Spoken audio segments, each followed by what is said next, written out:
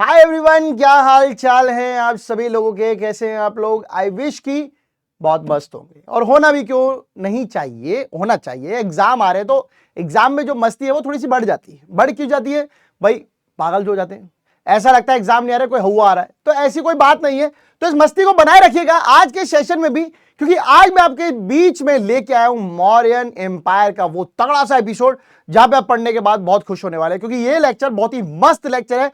History radiant का एक बेहतरीन लेक्चर है ये, और आज की शुरुआत हम वन शॉट के साथ करने वाले हैं। पूरे लेक्चर को एक बार में खत्म कर देंगे। सो जिन भी बच्चों को ये एपिसोड्स में पढ़ा था, मतलब बाइफर्केशन में पढ़ा था, टुकड़ों में पढ़ा था, उन सभी के लिए गोल्डन चांस है कि इसको एक बार पढ़िए जरूर प्लीज। आप जिन भी लोगों को नहीं पता है कि रेडियंट आईसीएसई वाला पर एक सीरीज चल रही है 9th वालों के लिए जिनका नाम है ऑल कॉन्सेप्ट्स का वर्ड, तो प्लीज अपने दोस्तों को जाके बता दिया करो यार जो देखते हो, क्योंकि बहुत सारे बच्चे बार बार ये कहते हैं सर हमको नहीं पता था। तो प्लीज एक बार अगर आपने कोई वीडियो देखी तो उसको दोबारा जाइए देखिए, क्योंकि इसके आगे आने वाली जो चीजें हैं वो होती हैं, कंटिन्यू रखते हैं, हम खत्म नहीं करते हैं। आज का टॉपिक भी वन शॉट होने वाला है मेरे प्यारे बच्चों, बहुत ही क्रिस्प क्लियर कट डायरेक्ट रखेंगे, सीधी बात, नो बकवास, बिकॉज एग्जाम है पास। सो चलिए शुरुआत करते हैं दोस्तों। मौर्यस की बात करते हैं तो मौर्यन एम्पायर की जब बात होती है तो एक चीज तो जरूर है कि जो मौर्यन एम्पायर है, the Mauryan empire was founded in the 4th century BC by the Chandragupta Maurya. Obviously बात है, मौर्य डायनेस्टी है, मौर्यन एम्पायर हम पढ़ रहे हैं, तो इसे चंद्रगुप्त मौर्य ने जो है वो स्टार्ट किया था। He organised a powerful army and led the foundation of a vast empire. आपको जानकर हैरानी नहीं होगी, हर राजा के पास एक ताकतवर सेना होती है। चंद्रगुप्त मौर्य के पास भी एक बहुत ताकतवर बड़ी सेना थी। उसी के दम पर इसने इतना बड़ा एम्पायर क्रिएट किया था।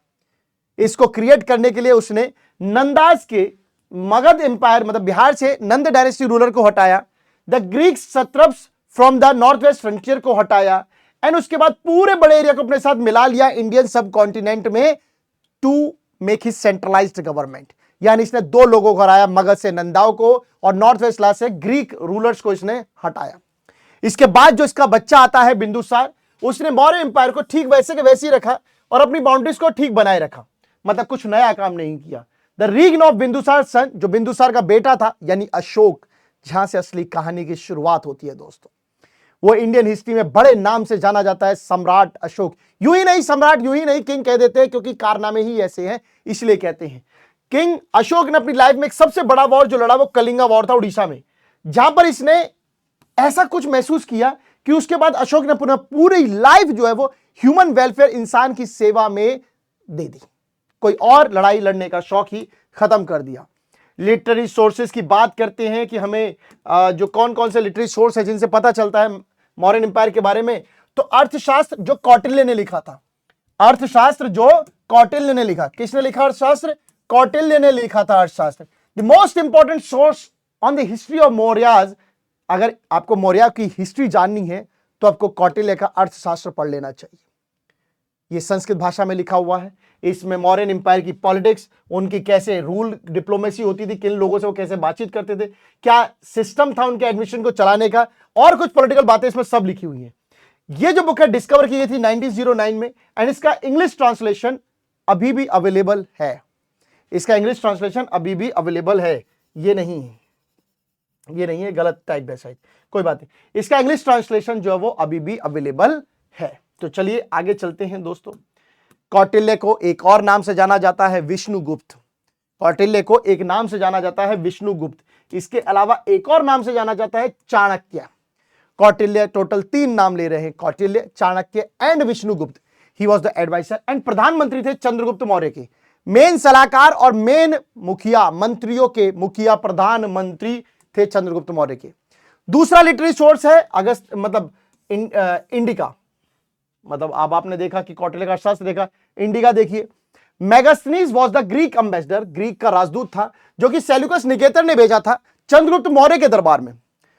सेल्यूकस निकेतर ने किसको भेजा था? किसने भेजा था? सेल्यूकस निकेतर ने किसको भेजा था? पढ़ते पढ़ते खो मत जाओ। मेगास्थनीज कौन था? एम्बेसडर था सेल्यूकस निकेतर का। सेल्यूकस निकेतर ने मेगास्थनीज को भेजा था। इंडिका किसने लिखी है? मेगास्थनीज ने लिखी है। किसने लिखी है? मेगास्थनीज ने लिखी है, जिसमें उसने जो कुछ भारत के बारे में सुना देखा वो सब उसने इस किताब में लिख दिया। मेगास्थनीज की ओरिजिनल इंडिका तो खो चुकी है, बट उसके बटे हुए टुकड़े आज भी Greek authors like Strabo, Arian, दियोदरस ने लिख रखे हैं। तो आपको ये याद नहीं करना, आपको ये याद रखना ओरिजिनल मेगास्थनीज की जो इंडिका है वो तो खो गई है, बाकी उसके बच्चे कुछ अवशेष है, रेलिक्स है। तीसरा आर्कियोलॉजिकल सोर्स की बात करते हैं, अशोका के बनाए हुए एडिक्ट्स। अशोका के बनाए हुए जो रूल रेगुलेशन आप उस पर समझते हैं। एडिक्ट क्या है? अ डिक्री है। डिक्री क्या है? A legal order. एडिक्ट क्या है? डिग्री क्या है? एक लीगल ऑर्डर है। जो अशोका अपने कानून पास करता था ना, उनसे भी कुछ जानकारी पता चलती है। The addicts of Ashoka form the most important source of modern history, क्योंकि खुद के अपने बनाए हुए चीजें हैं। ये जो एडिक्ट्स है ओल्डेस्ट है एंड सबसे सही सुरक्षित है आज तक इंडिया में। तो भाई जब कोई इतना ज्यादा प्रोटेक्टेड है तो उससे तो और ज्यादा जानकारी, इंफॉर्मेशन एक्यूरेट मिलेगी। ये जो एडिक्ट्स है ये कहां पे लिखे हुए हैं? ये जो लीगल ऑर्डर है कहां पे लिखे हुए हैं? चट्टानों पे लिखे हुए हैं, कुछ पिलर्स पे लिखे हुए हैं।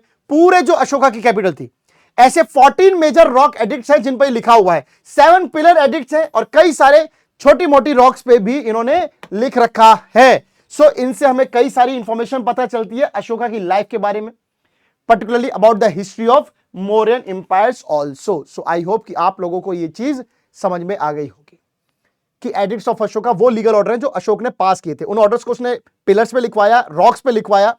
14 मेजर रॉक एडिक्ट्स, छोटे मोटे रॉक कई सारी हैं, 7 पिलर्स पे भी लिखवाया। इन सब में उसने अपने बारे में भी लिखवाया है, मौर्यन डायनेस्टी के बारे में भी लिखवाया है। एक्सेप्ट दोज है Shahbazgarhi and Mansehra which are inscribed in the Kharosthi language होती है बेटा। एक खरोष्टी भाषा होती है। वो भाषा कैसी होती है? जो राइट टू लेफ्ट लिखी जाती है। ये आपका राइट है, ये आपका लेफ्ट है। जब आप ऐसे लिखते हो इस डायरेक्शन में, जैसे आप उर्दू लिखते हो तो खरोष्टी भाषा है ना। रेस्ट बाकी की जो है वो ब्राह्मी लिपि में लिखी गई है, जो कि फ्रंट कैसे लिखी जाती है? फ्रंट, यानी आपके यहां से यहां तक। तो आपको दिख रहा होगा शहबाजगढ़ी और जो मनसेड़ा है, यही केवल 2 ऐसे एडिक्ट्स हैं जो राइट टू लेफ्ट लिखे गए, बाकी के लेफ्ट टू राइट लिखे हुए हैं। The most important event Ashoka की लाइफ में मैंने बताया कलिंगा की जीत। यहां पर इसको बहुत सफरिंग हुई, बहुत लोग मरे, दोनों तरफ से लोग मरे। And Ashoka conscience he made a solemn resolve to not take up the armies arms any मोर।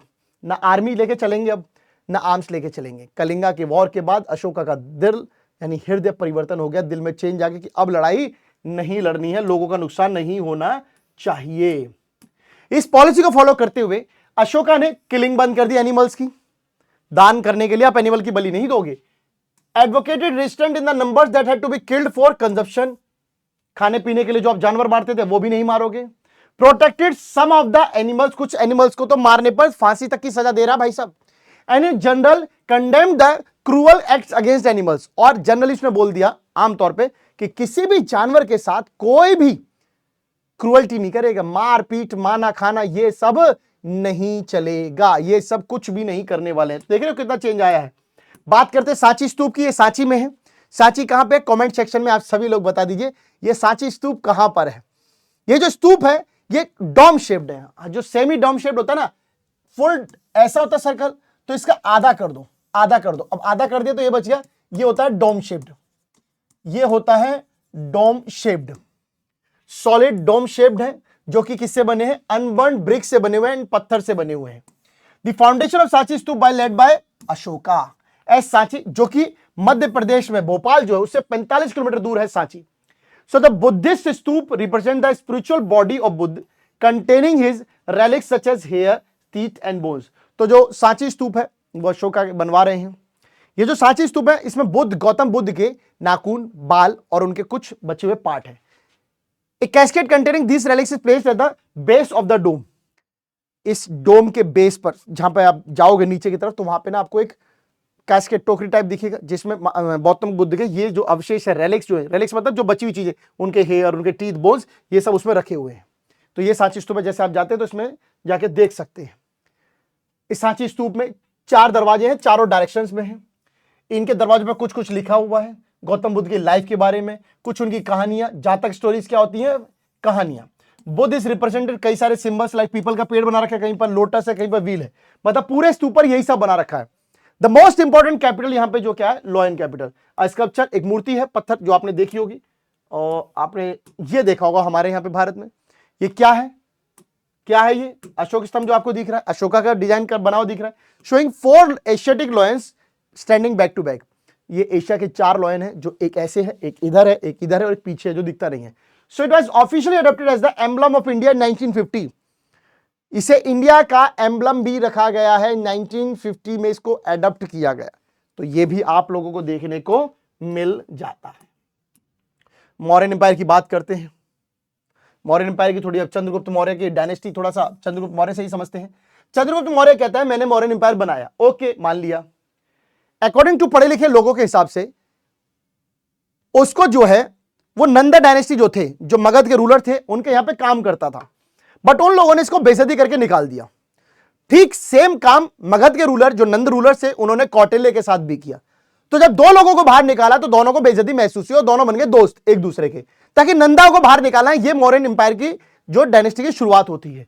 तो लीजेंड ये कहते हैं कि नंदा को यहां काम करता था, अपने राजा बनने से पहले वो कौटिल्य से तक्षशिला में मिला था। उसके बाद उसने बहुत सारी लड़ाई जो लड़ी थी, नंद की जो कैपिटल थी पाटलिपुत्र, उस पर कब्जा कर लिया किसने? चंद्रगुप्त मौर्य ने। And this led to the emergence of new dynasty, Mauryan dynasty. Nanda dynasty को पाटलिपुत्र बिहार में हराकर चंद्रगुप्त मौर्य बन जाते हैं नए रूलर, और उसके बाद बनती है क्या? Mauryan dynasty. So Chandragupta Maurya became the new emperor. ठीक है। अलेक्जेंडर जो ग्रीक का राजा था, had conquered many states in the north west part of India. Alexander उस समय हिंदुस्तान के नॉर्थ वेस्ट कई पार्ट पे कब्जा कर चुका था। आफ्टर हिज डेथ, उसकी मृत्यु के बाद, इसकी जो टेरिटरी थी इंडियन सब कॉन्टिनेंट में, वो पूरी की पूरी ले ली किसने? चंद्रगुप्त मौर्य ने। इसकी मृत्यु के बाद उसके बाद के बचे हुए रूलर्स को इसने हरा दिया। With the help of Chanakya, इसके साथ था चंद्रगुप्त मौर्य के साथ, and started the consolidation of process of his empire. यानी नॉर्थ वेस्ट के इलाके को अलेक्जेंडर के मरने के बाद अपने इलाके में मिला लिया, पूरे हिंदुस्तान को एक करके रख दिया चंद्रगुप्त मौर्य ने, और इसमें चाणक्य का एक इंपॉर्टेंट रोल था। बात करें सेल्यूकस की, तो 305 बीसी में इंडिया पे एक बार सेल्यूकस ने अटैक किया। India was again attacked by Seleucus, जो कि एक ऑफिसर था किसका? अलेक्जेंडर का। चंद्रगुप्त मौर्य ने सेल्यूकस को हराया। हराने के बाद उसको एक एग्रीमेंट कर लिया कि भाई देख, बार बार ये सब लफड़ा मत कर, अपने को अच्छा नहीं लगता। इस ट्रीटी के अकॉर्डिंग जो चंद्रगुप्त मौर्य था, उसको अफगानिस्तान का काबुल, कांधार, हीरत और बलूचिस्तान जो है सेल्यूकस ने किसको दे दिया? किसको दे दिया? चंद्रगुप्त को। सेल्यूकस ने इसके साथ साथ अपनी बेटी हेलेन को भी शादी कर दी चंद्रगुप्त के साथ। अब भाई जमाई बन गए, आपको टेंशन नहीं है। तो सेल्यूकस ने हारने के बाद अपने 4 इलाके और अपनी बेटी चंद्रगुप्त मौर्य को दे दी। चंद्रगुप्त मौर्य नॉर्थ पे पूरा कब्जा कर चुका था, पहुंचता है साउथ। तो सुनिएगा, चंद्रगुप्त मौर्य को यह था कि मुझे पूरे भारत पर कब्जा करना है। नॉर्थ हिस्सा पूरा उसके इलाके में आ चुका था, इसलिए वो चलता है साउथ। तो अपना जो गवर्नर था पुष्यगुप्त को जो है अपना क्या बनाता है? Governor of his north west इलाके का, and proceeded to the south to capture some territories there. North west इलाका जो सेल्यूकस के अंडर था, वहां पर पुष्यगुप्त को बिठा दिया, बोला पूरा इलाका भी देखना, डोंट वरी, मैं साउथ से कुछ इलाके जीत के लेके आता हूं। चंद्रगुप्त का जो एम्पायर है वो अफगानिस्तान में काबुल से लेकर, कांधार से लेकर नॉर्थ वेस्ट में, मैसूर से साउथ में, and from Bengal in the east to the Saurashtra in the west तक फैला हुआ था, पूरा कब्जे में जीत के लेके आए। जैन परंपरा के हिसाब से 24 साल रूल करने के बाद उसने पूरा सब कुछ त्याग दिया, एंड सारा साम्राज्य जो है, सारा किंगडम जो अपने बेटे बिंदुसार को दे दिया। तो जैन परंपरा में बताया गया है कि 24 साल रूल करने के बाद उसने जो है ये चीजें अपने बेटे को दे दी। बिंदुसार ने खासा ऐसा कुछ नहीं किया, जैसा बाप छोड़ के गया वैसा ही पूरे एम्पायर को बनाए रखा। सो इसलिए बिंदुसार की चर्चा जो है, बिंदुसार के बारे में एक्सप्लेनेशन नीड नहीं है, एग्जाम में भी नहीं है। बात करते हैं उसके सबसे इंपॉर्टेंट मतलब पोते, और इस डायनेस्टी के, इस एम्पायर के सबसे बड़े इंपॉर्टेंट रूलर अशोक के बारे में। तो Ashok succeeded to the throne after his Bindusara death. Bindusara की डेथ के बाद बना अशोक राजा। अशोक जब राजा बना तो उसने कुछ टाइटल लिए, देवनप्रिय एंड प्रियदर्शी, देवों का प्रिय एंड प्रियदर्शी, ये उसने टाइटल लिए थे। गद्दी पर बैठने के बाद अशोक ने कलिंगा वॉर लड़ा। मैगस्थनीज के हिसाब से, जिस इंडिका किताब में लिखी हुई है, कलिंगा वॉर में बहुत सारी इन्फेंट्री, घोड़े पर चलने वाले सैनिक, पैदल चलने वाले सैनिक, हाथी पर चलने वाले सैनिक बहुत मारे गए। और अशोका को ये जो जीत है कलिंगा वॉर की, आसानी से नहीं मिली थी। ही फेस रेजिस्टेंस, सामने वाली पार्टी बहुत ताकतवर थी। रॉक एडिक्ट 14 के अकॉर्डिंग दोनों साइड्स में नुकसान हो, बहुत डेथ हुई, बट दिल में घाव कर गया अकबर के। अशोका ने युद्ध तो जीत लिया, पर अपना विचार पूरा का पूरा सबसे ज्यादा वहीं बदल गया, उससे दिल में बदलाव आ गया। क्या बदलाव आया? अशोका ने जबरदस्ती अटैक करके किसी इलाके को कब्जे में करना, जीत की चाह, एंबिशन, विक्ट्री की, जीतना ही है कैसे भी, पूरे भारत को ये सब छोड़ दिया, हंटिंग एंड मीट खाना छोड़ दिया, लग्जरी लाइफ छोड़ दी। जो कैदी उसके जेल में बंद थे उन सब से एग्रीकल्चर का काम कराता था, जिससे दो फायदे हुए, एग्रीकल्चर प्रोडक्शन बढ़ी और उन लोगों को इनकम बढ़ी। अशोका हिमसेल्फ खुद बौद्ध धर्म का प्रचार करने जगह जगह पे लोगों के बीच में जाता था अशोका। तो ये सब इंपैक्ट आ रहे हैं बेटा किसके बाद? कलिंगा वॉर के बाद। किसके बाद आ रहे हैं? कलिंगा वॉर के बाद ये सब इंपैक्ट जो है वो आ रहे हैं। इसने अशोका ने अपनी बेटी संघमित्र और अपने बेटे महेंद्र को श्रीलंका भेजा ताकि बौद्ध धर्म के बारे में बता सके। Ashoka after Kalinga war started Buddhism को फॉलो करने लगा। कई सारे he got erected pillars and added to spread the teaching of Buddhism. Sanchi stupa इस बात का एक एग्जांपल है। अशोका ने अपने जीते जी बहुत सारे रॉक एडिक्स पत्थरों पे बौद्ध धर्म के बारे में लिखवाया, पिलर्स पे लिखवाया। He order for the construction of 84,000 stupas. आप इससे अंदाजा लगा सकते हो कि वो बौद्ध धर्म को कितना अच्छे से फॉलो कर रहा था। 84,000 स्तूप बनवाए, उन सब पे यही लिखा। And for this he give donation to viharas. Viharas क्या है? ये वो एक तरह की धर्मशाला है जहां पे बौद्ध धर्म के आदमी और औरत जब धर्म को फैलाने जाते थे तो स्टे करते थे, बीच में थक जाते थे, स्टे करते, विहार वो होते हैं। On account of abundant of war there was a decline in military preparedness and efficiency.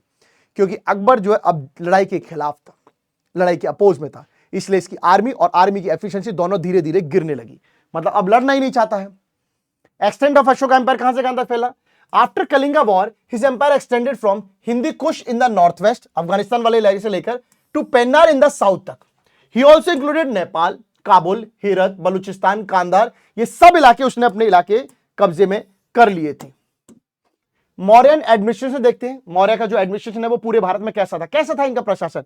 पूरे इंडिया में देखें, मौर्यन एम्पायर की शुरुआत चंद्रगुप्त मौर्य ने की थी।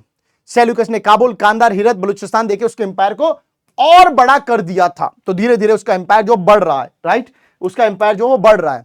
ये जो चार इलाके थे, काबुल, हेरत, बलूचिस्तान, कांधार, ये सब, ये मौर्यन एम्पायर में जब तक रहे जब तक अशोका रूलर में रहा, अशोका रूल रहा। आफ्टर बिंदुसार डेथ के बाद his rule over south India no longer king rule over the whole of India. Chandragupta Maurya ने या तो पूरे साउथ इंडिया पे रूल किया या बिंदुसार ने किया, क्योंकि उसने अपने पापा की सारी चीजों को वैसे के वैसे बनाए रखा। बट अशोका ने तो धीरे धीरे सब गिव अप करना शुरू कर दिया, कोई फायदा ही नहीं। So Chandragupta Maurya spend last year at Shravanabelagola in Karnataka.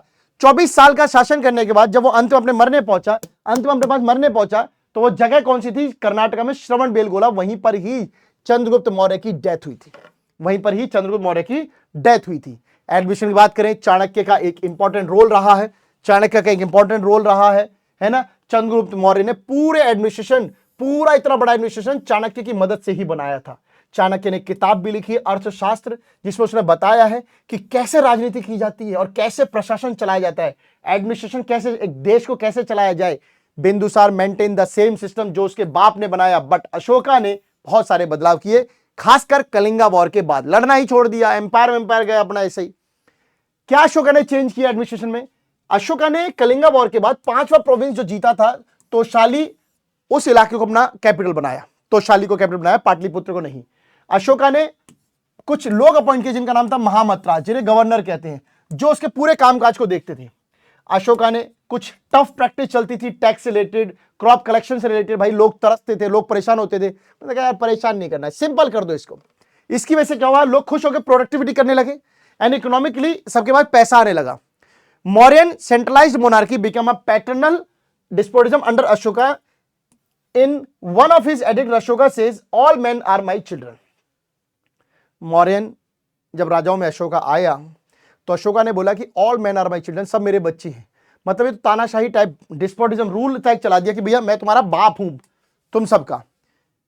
Mauryan administration में सिविल एडमिनिस्ट्रेशन आता है और मिलिट्री एडमिनिस्ट्रेशन आता है। सिविल एडमिनिस्ट्रेशन दो जगह का होता है, सेंट्रली या प्रोविंशियली। आप देखिए हमारे जैसा देश है, अब जो उसमें आप लोगों को रूल करना है, आप लोगों पे जो एडमिनिस्ट्रेशन चलाना है, वो दो तरीके से, कैपिटल सेंट्रल में या फिर सब स्टेट्स में। तो सिविल एडमिनिस्ट्रेशन दो टाइप में होता है, सिविल मतलब कैपिटल या फिर स्टेट, एंड दूसरा होता है मिलिट्री एडमिनिस्ट्रेशन। तो हम धीरे धीरे इन सबको पढ़ना शुरू करते हैं।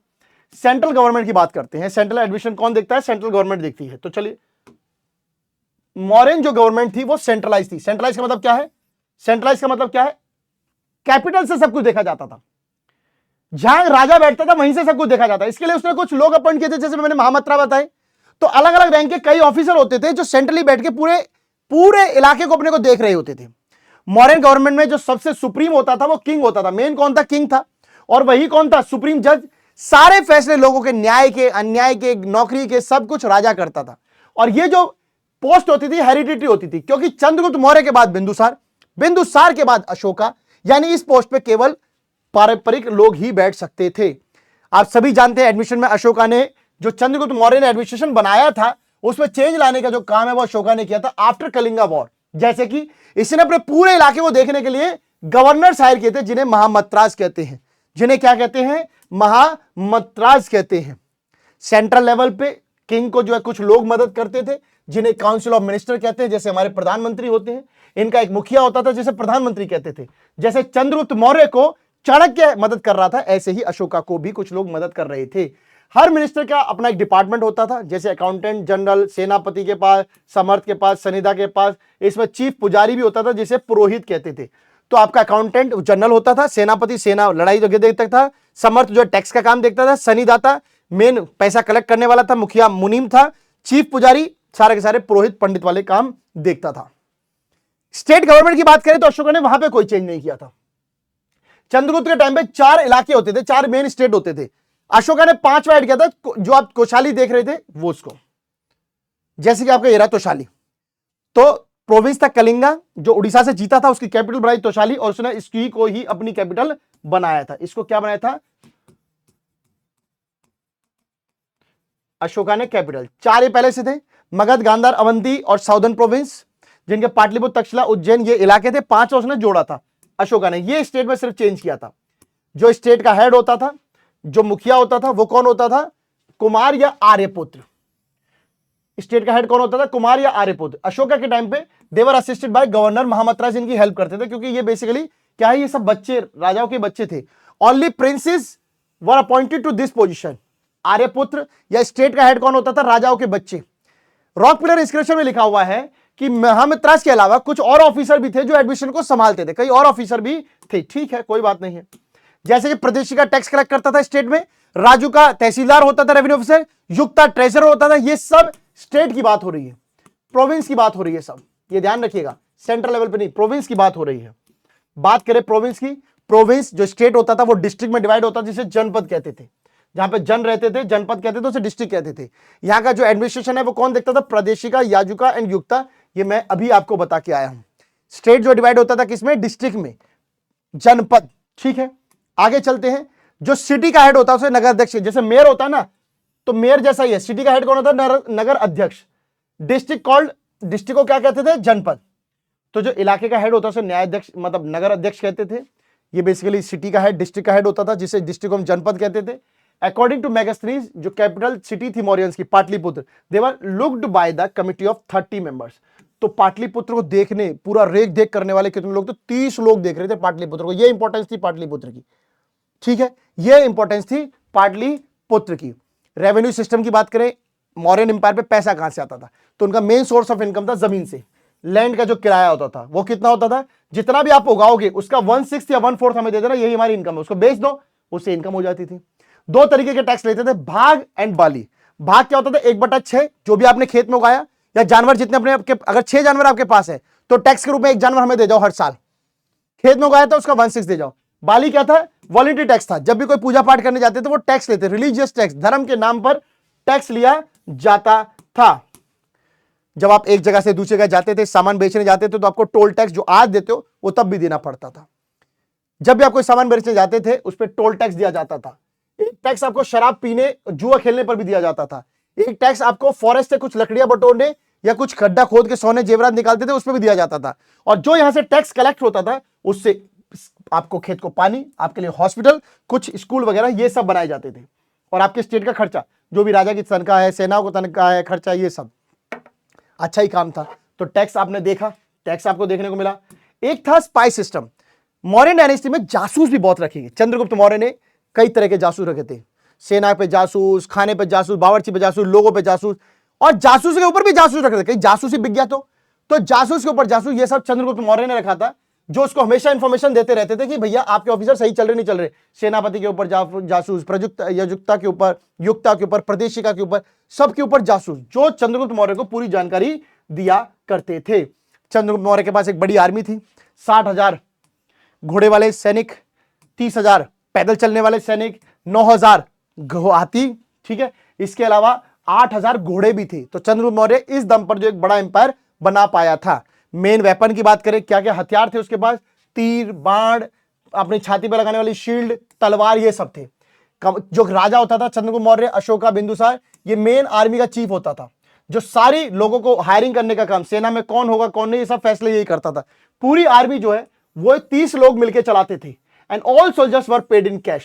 पूरी आर्मी जो चंद्रगुप्त मौर्य की आर्मी होती थी 30 लोग संभालते थे। राजा डायरेक्ट, राजा तो मेन चीफ है ना, उसके नीचे कमांड 30 लोग हैं, 30 लोग पूरी आर्मी देखते थे और पूरी आर्मी को तनख्वाह जो कैश मिलती थी।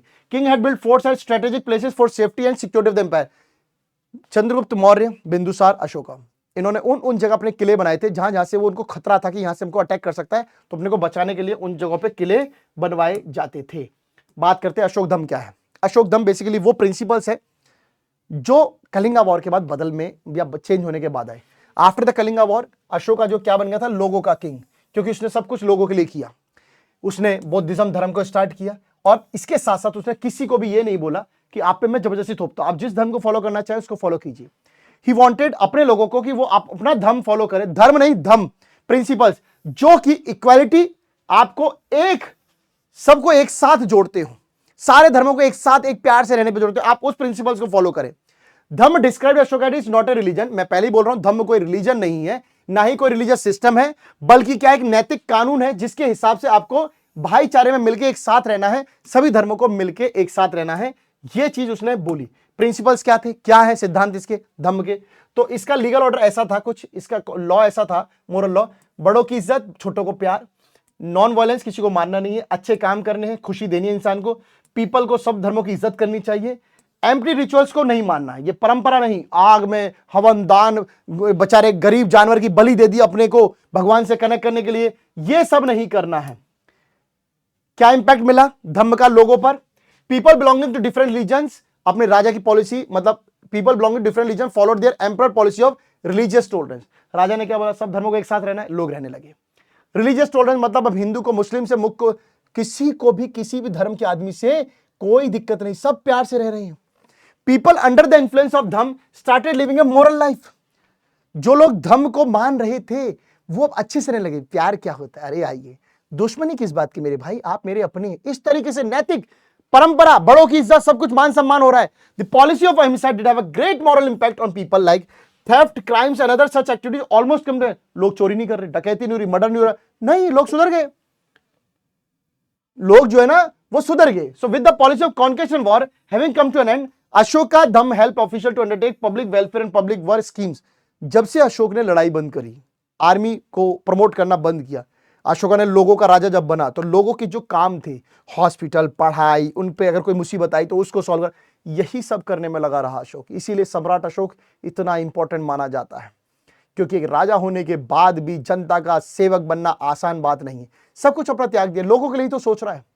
सो this is all about the modern empire. So bye bye दोस्तों, आई होप आप लोगों को ये टॉपिक समझ में आ गया होगा। प्लीज, सबसे ज्यादा इंपॉर्टेंट में चंद्रगुप्त मौर्य है एंड अशोका है। अशोक धम्म से क्वेश्चन बनते हैं। अशोका के बारे में काफी जानकारी दी है। उसका सेंट्रल सिस्टम से ज्यादा इंपॉर्टेंट है उसका स्टेट का सिस्टम, वो जरूर कीजिएगा, एग्जाम में आता है।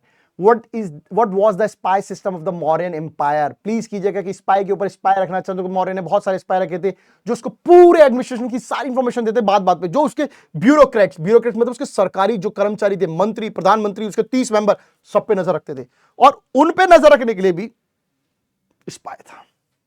अशोका का कलिंगा वॉर जिंदगी में कभी मत भूलिएगा। राजा कलिंगा के साथ जो उसने लड़ाई लड़ी, बहुत टफ इसको रेजिस्टेंस मिला, बहुत मुश्किल से युद्ध जीता था क्योंकि इतने सारे लोग मरे। आप समझ सकते हैं कि कितना टफ था। उसके बाद ये जीता और आप सभी को पता है कि भाई फिर इसने कैपिटल बनाई थी कलिंगा की।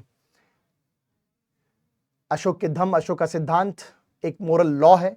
It's not about a religion और रिलीजियस प्रैक्टिस, ये कुछ भी ऐसा नहीं है। प्लीज धम्म को धम्म रखिएगा, धर्म मत कीजिएगा, गलत नहीं करना है किसी भी बच्चे को। इसी के साथ मेरी तरफ से ये चैप्टर की होती है finishing. So thank you so much, good night, see you, take care, bye bye. मुस्कुराते रहो, पढ़ते रहो, क्लास को एंजॉय करते रहो एंड प्लीज कमेंट में बताना जरूर कि आपको ये चैप्टर कितना अच्छे से समझ में आया। जो बताएगा उससे हम और बात करेंगे। सो मिलते हैं अगली क्लास में अगले टॉपिक के साथ। And best of luck for your जो एग्जाम चल रहे हैं, स्कूल के इस समय जो एग्जाम चल रहे हैं। एंड प्लीज जो भी इंसान इस लेक्चर को देख रहा है प्लीज ढंग से देखिएगा, एक बार आराम से देखिएगा, स्लो, जल्दबाजी नहीं है, चैप्टर को समझना है बहुत अच्छे से क्योंकि लिखना है आपको बहुत अच्छे से। तो मिलते हैं अगली बार, तब तक के लिए see you, take care, good night, bye guys.